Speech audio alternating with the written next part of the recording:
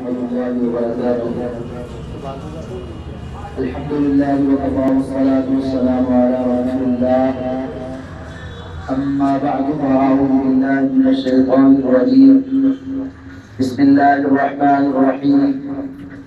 ظهر الفساد في البر والبحر بما كسبت أيدي الناس ليذيقهم بعض الذي عملوا لعلهم يرجعون.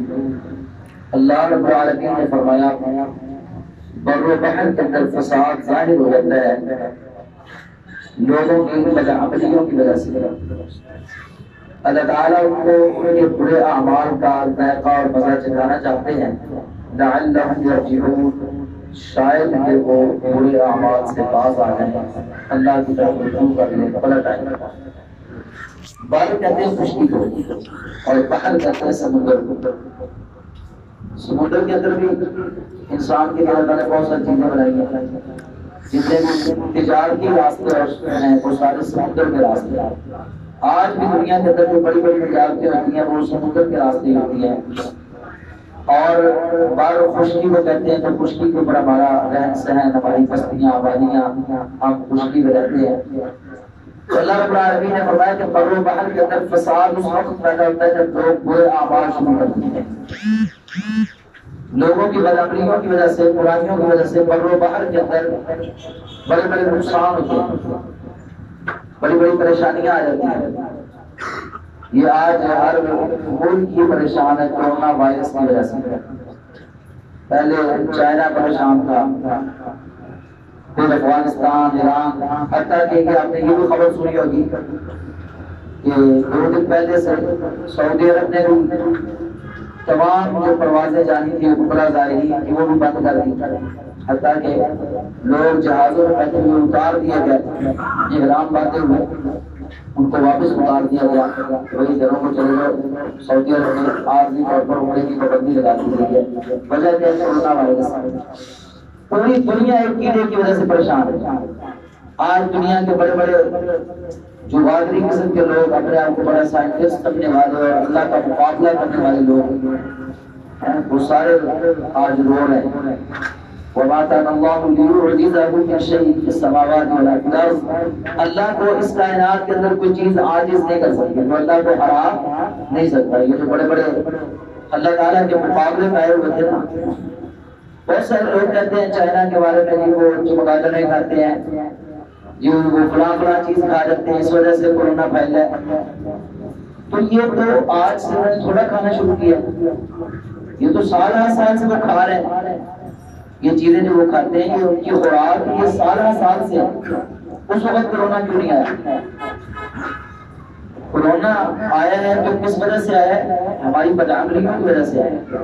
اور چائنیز لوگوں نے اور اس کی حکومت نے چائنا کی ہے جو مسلمانوں پہ وہاں پہ ظلم کیے اور ستم کیے. آپ تو سب کو نہیں کر سکتے. جب شروع میں ویڈیوز آئی تو میں بھی پریشان ہوا کہ شاید کوئی فیک ویڈیوز نہ ہو، کیونکہ اگر یہ کہتے ہیں کہ جی بند کمروں کے اندر ٹارچر سیلوں کے اندر یہ ٹارچر کیا جاتا ہے، مسلمانوں پہ تشدد کیا جاتا ہے، تو پھر ویڈیوز وائرل کیسے ہو گئی ہیں وہ وہاں سے بند کمروں سے؟ تو میں نے ان بھائیوں سے رابطہ کیا جو چائنا آتے رہتے ہیں، جن کا بہت سارا کام ہے وہاں پہ، سال کے کئی ماہ وہاں پہ رہتے ہیں. تو انہوں نے کہا کہ آپ نے جو کچھ ویڈیوز کے اندر دیکھا ہے یہ تو کچھ بھی نہیں ہے. حقیقت اس سے بھی بہت زیادہ بھیانک ہے. جس طرح مسلمانوں پر وہاں ظلم کیا گیا اور ستم کیا گیا اور زیادتیاں کی گئی، مسلمانوں کو ان کا کلچر ختم کرنے کے لیے، ان کی تہذیب ثقافت ختم کرنے کے لیے، ان کی شناخت ختم کرنے کے لیے مسلمان نوجوانوں کو، لڑکوں کو، مردوں کو اٹھا کے وہ دور دراز چھوڑ دیا جاتا ہے. وہاں پر صحراؤں کے اندر جیلیں بنی ہوئی ہیں بڑی بڑی، وہاں پہ بند کر دیا جاتا ہے اور ان کو مار مار کے تشدد کر کے اسلام سے دور کیا جاتا ہے. اور ان کی بیویاں، بیٹیاں، مائیں جو گھر میں اکیلی ہیں، وہاں پر چائنا کے فوجی تعینات ہیں اور ان کو آرڈر ہوتا ہے کہ رات کو ان کے ساتھ تم نے ایک بستر میں سونا ہے، تاکہ یہ جو مسلمان اور کافر کی یہ جو پہچان ہے نا، الگ الگ شناخت انہوں نے رکھی ہوئی ہے، یہ مٹ جائے. تو یہ بدماشیاں ہی تھی جس کی وجہ سے اللہ نے ان پہ عذاب نازل کیا. ہمارے ملک کے اندر بھی کیس آئے ہیں سامنے، اور کہاں سے آئے ہیں؟ پہلا کیس ہی جو سامنے ہے وہ ایران سے آیا. بتا وہ اللہ کے رسول کے صحابہ کا دشمن ساری دنیا ایران سے پوچھتی رہی بدماشوں بتاؤ تمہارے یہاں تو کوئی افیکٹ نہیں ہے، کوئی پریشان تو نہیں ہے، تو وائرس ماننا نہیں تھا، اب ان کے نائب صدر کو بھی ہو گئی۔ اب آپ اندازہ لگا سکتے ہیں کہ وائرس کن کن لوگوں میں جا رہا ہے، وہ اسلام کے دشمن اور یہ نبی کے غلاموں کو صحابہ کے دشمن، اور وہاں سے پاکستان میں منتقل ہوا، اور پھر بحرین اور کویت کی طرف بھی وہیں سے منتقل ہوا، لوگ وہاں سے جو گئے۔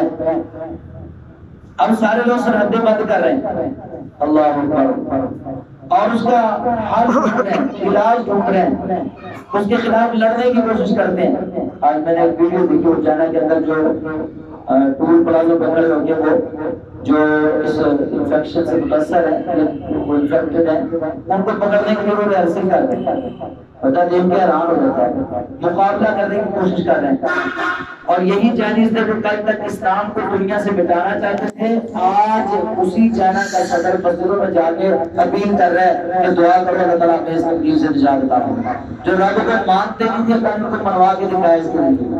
میں تو کہتا تھا رب بھی کباب اس کو گزرتے ہیں، جو نہیں مانتا اس کو رب کیسے منواتا ہے۔ یہ ہمارے یہاں پہ پورے کپڑے نہیں پہنتے تھے تو ڈینگی بھیج دیا رب لوگ، یہ جو ننگے بازو لے کے پھرتی تھی نا، انہوں نے کہا ڈاکٹروں نے بھی آپ جو ہے نا بازو ننگے نہیں رکھنے، کپڑے پورے پہنو، کپڑے پورے پہنانے کے لیے ڈینگی کو بھیج دیا۔ آپ جو برقعے نہیں پہنتے تھے نا ان کے لیے اللہ نے یہ کورونا بھیج دیا، برقعے بھی پہنو۔